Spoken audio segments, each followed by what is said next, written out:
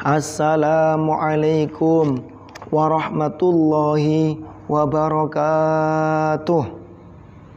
Innal hamdalillah, assalatu wassalamu ala Rasulillah sayyidina wa maulana Muhammad ibn Abdillah wa ala alihi wa sahbihi wa mawalah, la haula wa la quwwata illa billah.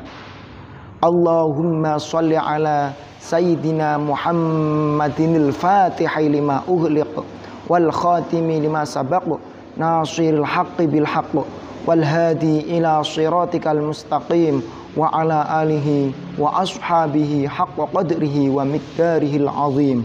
Amma ba'd. Kepada segenap dewan juri dai muda virtual yang senantiasa dirahmati oleh Allah Subhanahu wa taala. Pertama-tama, marilah kita panjatkan puji syukur kehadirat Allah Subhanahu wa taala yang mana telah melimpahkan banyak nikmat kepada kita.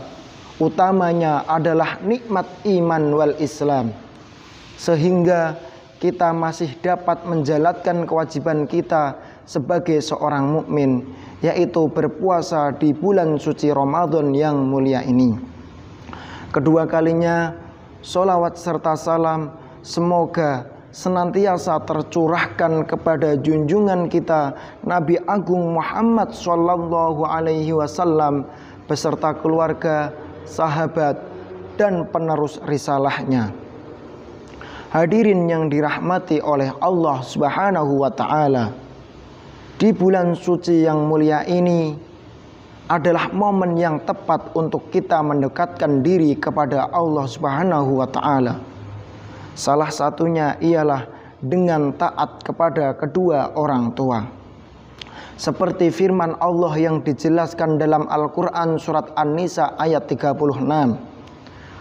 A'udzu billahi minasyaitonir rajim. Bismillahirrahmanirrahim. Wa'budullaha wa la tusyriku bihi syai'an wa bil walidaini ihsana wa bidzil qurba wal yatama wal masakin wal jari dzil qurba wal jaril junubi was sahibi bil jambi wa ibnis sabil wa ma malakat aymanukum innallaha la yuhibbu man kana mukhtalan fakhura, yang artinya, dan sembahlah Allah dan jangan kamu menyekutukan Allah dengan suatu apapun, dan berbuat baiklah kepada kedua orang tua, karib, kerabat, anak-anak yatim, orang-orang miskin, tetangga dekat dan tetangga jauh, teman sejawat, ibnu sabil, dan hamba sahaya yang kamu miliki. Sesungguhnya Allah tidak menyukai orang-orang yang sombong dan membanggakan diri. Apabila kita melihat ayat yang diterangkan dalam Al-Quran tersebut, tentu taat kepada orang tua memiliki derajat yang sangat tinggi di sisi Allah, sehingga Allah menempatkan taat kepada orang tua satu derajat dari taat kepada Allah Subhanahu wa ta'ala. Bagaimana bisa seperti itu? Salah satunya apabila kita flashback melihat masa lalu kita, mulai dari orang tua mengandung kita, merawat kita, menyekolahkan kita, memberikan nafkah kepada kita, menyayangi kita dengan setulus hati. Seperti itu dilaksanakan orang tua semata-mata hanya ingin anaknya tumbuh sehat, anaknya tumbuh menjadi anak yang pandai, yang saleh, yang kelak dapat diharapkan dapat menyelamatkan orang tuanya dari siksa neraka. Hadirin yang dirahmati oleh Allah Subhanahu wa taala, ada satu doa, yaitu doa itu dilantunkan seorang anak kepada kedua orang tuanya. Allahumma ghfirli dzunubi waliwalidayya warhamhuma kama rabbayani shaghira. Allahumma ighfirli dzunubi waliwalidayya warhamhuma kama rabbayani shaghira. Ya Allah, ampunilah segala dosa-dosaku dan kedua orang tuaku yang mengasuh waktu kecilku. Ya Allah, ampunilah segala dosa-dosaku dan kedua orang tuaku yang mengasuh waktu kecilku. Allahumma ighfirli dzunubi waliwalidayya warhamhuma kama rabbayani shaghira.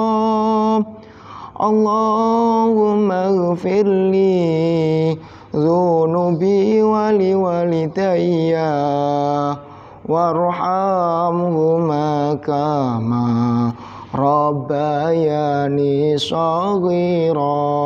Allahumma sholli ala sayyidina Muhammad.